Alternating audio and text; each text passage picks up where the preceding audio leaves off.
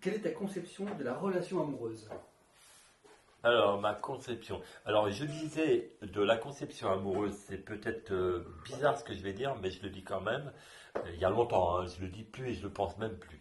Mais je le disais avant, je vais être même vulgaire, quand je vis avec une nana que je peux baiser avec, manger avec et que je vais voir aux toilettes, là, c'est la bonne. Je reste avec elle. Et il y a toujours un de ces trois paramètres qui me faisait, qui me faisait marrer, toi. Voilà. Bon, ça, c'est ce que je disais il y a quelques années. Aujourd'hui, je parlais des enfants tout à l'heure, et en fait, euh,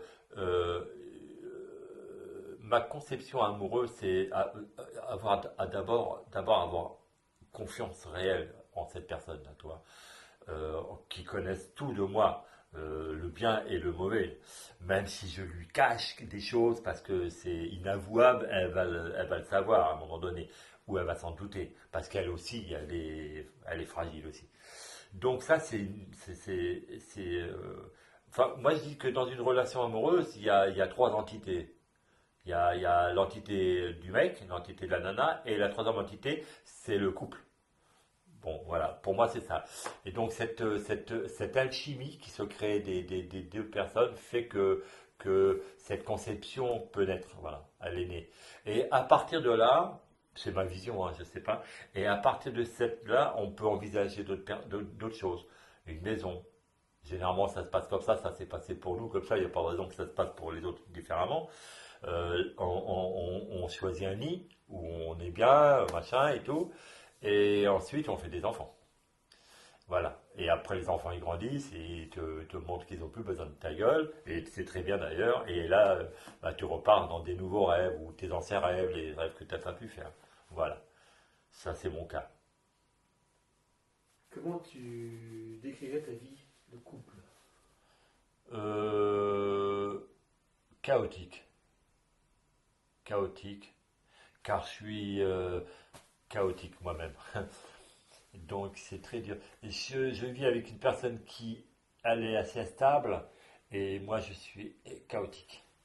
Et donc c'est pas évident de me suivre. Voilà. J'y suis pas, je veux pas, tu vois. Je t'aime moi non plus, toi, tu comprends le truc? Et donc je suis un peu là-dedans, je suis toujours là-dedans et je pense que j'y serai toujours, quoi. J'aime trop les choses pour les détester ensuite, quoi, toi. Euh, j'ai pas de mémoire, mais j'ai une grande mémoire. J'ai peut-être la mémoire, mais elle est très sélective, tu vois. Et donc, je pense que la vision de couple euh, est très. Moi, je suis très fusionnel, toi, très fusionnel. J'ai besoin d'être entouré d'amour et j'ai besoin qu'on sache que j'aime, tu vois. Quitte à être chiant, je suis chiant. Quelle est la plus belle chose que tu aies dite ou que tu aies faite par amour?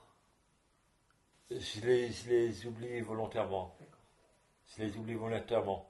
Je peux dire une seule chose, j'ai avoué par amour. Voilà. Je suis tombé amoureux une fois. Enfin, plusieurs fois, mais deux fois. Une fois, bon, ça, on la connaît. Et une fois avant, elle était aveugle. Et je suis tombé amoureux de cette personne. Voilà. Et la phrase qui me revient, c'est j'en ai le parfum. Voilà, j'en ai le parfum.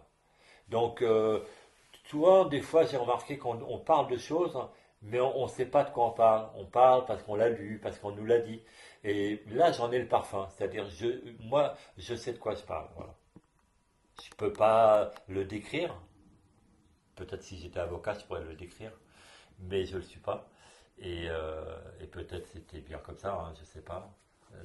On verra. En tout cas, c'est, c'est, en avoir le parfum, je trouve que c'est parlant, quoi. C'est parlant. Tu vois, c'est parlant.